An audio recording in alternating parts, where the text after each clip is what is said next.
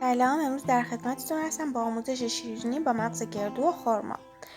اول مواد لازم رو توی کپشن نوشتم، حتما بخون. اول تابه رو میذاریم روی گاز، البته این قابلمه هست. بعد کره رو میندازیم. وقتی که آب شد کره بهش خرما رو اضافه میکنیم و تفتش میدیم.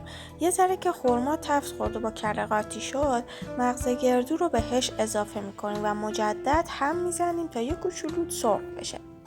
بعد 2 قاشق آرد بهش اضافه میکنیم. آرد رو باید بیشتر تفت بدیم تا مزه خامیش گرفته بشه. بعد 3 قاشق شیره بهش اضافه میکنیم تا موادمون به هم بچسبه. اگه خواستید میتونید بهش وانیل هم اضافه کنید.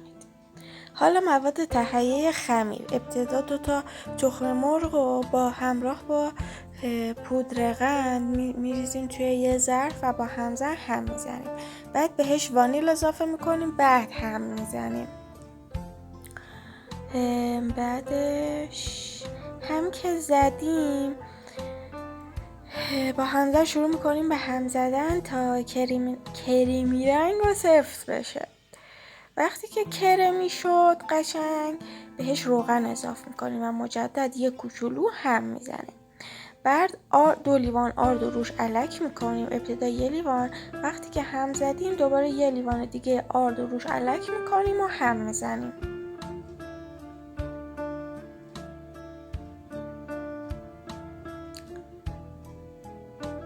باید یه همچین بافتی داشته باشه، ولی به دست نباید بچسبه. اول یه ذره با دست تست میکنیم، میبینیم که هنوز به دست میچسبه. پس یه ذره دیگه آرد با یه ذره دیگه روغن خیلی کم بهش اضافه میکنیم تا به دستمون نچسبه. بعد مواد داخل که خنک شده رو دایره دایره میکنیم و میذاریم کنار.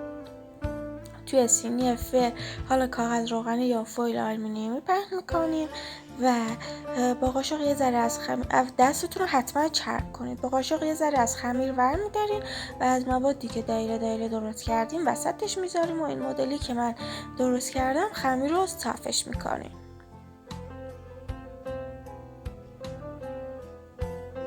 بعد توی سینی فر با فاصله میچینیم و هر مدلی که دوست داشتیم روش رو تزیین میکنیم. و توی فر از قبل گرم شده میذاریم. وقتی که روش طلایی شد ور میداریم و نوش جان. خیلی مقوی و خوشمزه.